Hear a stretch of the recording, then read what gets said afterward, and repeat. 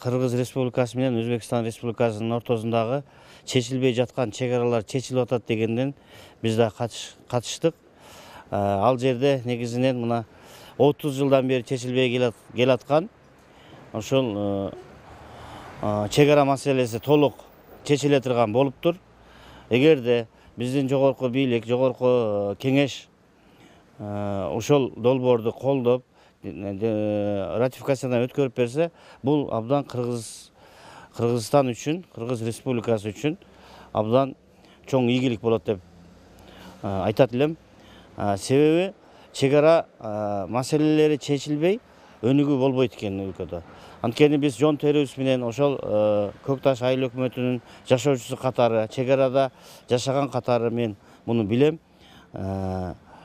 Жергиликтүү тургундар ушу өмүр бою коркунучта жашап келишип атат да. Bunun sebebi үйүнө байлап койгон өзүнүн багууда уйларын, жылкыларын урдап кеткен кездер толтура эле ушундай эмелер катталды. Анан чек ара чыры болуп, биздин бир солдаттар окко учту.